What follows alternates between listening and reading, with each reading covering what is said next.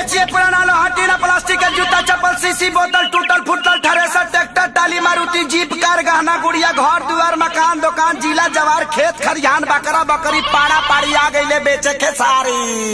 ए मलकिनी घर से निकला हो। अरे इ तो आवाज सुनल लागता। हाँ तारा गाँव के बगल वाला है। अरे बुझाता ही पुरानका यारवा हमार। एगो मीठा के भेली लिया के तानी पिया दो। दादा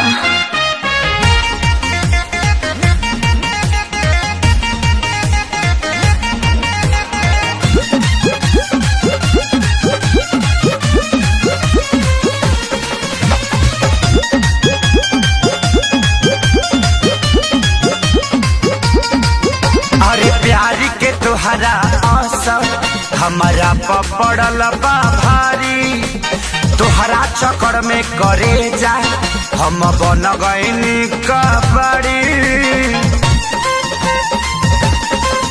अरे प्यारी के तोहरा असर हमारा पड़ल बा भारी चक्कर में तोहरा करे जा हम बन गईनी कबड़ी।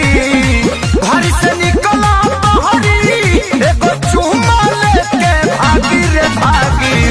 दादा जानी भतार मारे लगी। हाँ लगी लगी ना दादा जानी भतार मारे लगी। हाँ लगी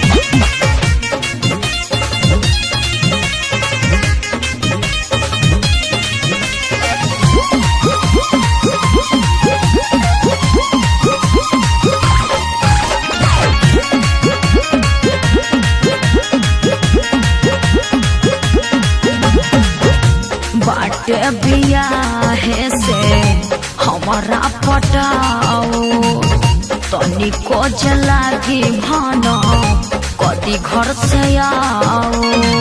ए सुनो न मांजा हाँ होके न सकी के के अरे हमारा ऊपर जाने जाना यही से अपन वाला ससुर पर अरे इंडिया ही तो हटो दीवाना जब से भैलू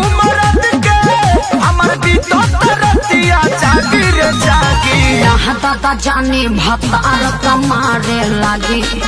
हाँ लगी लगी ना दादा जानी भतार मारे लगी। हाँ लगी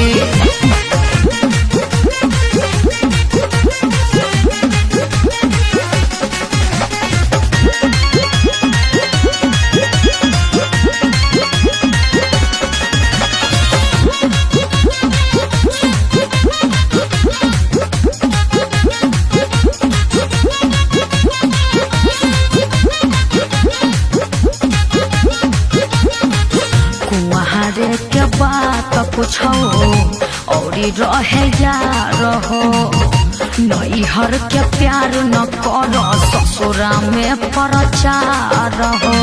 हर सब के जान जाई बड़ी बेइज्जती होई। अरे अपना खेसरिया के कैसे बोल गइलू तू भूल हो लगलू सिखाए नील कमले के मोहब्बत के रूल हो या तो राज से पूछी हो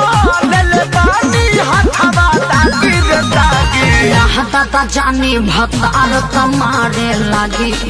हाँ लगी लगी ना दादा जानी भतार मारे लगी। हाँ लगी अरे प्यारी के तोहरा असर हमारा पड़ल बा भारी चक्कर में तोहरा करे जा हम बन गईनी कबड़ी। घर से निकला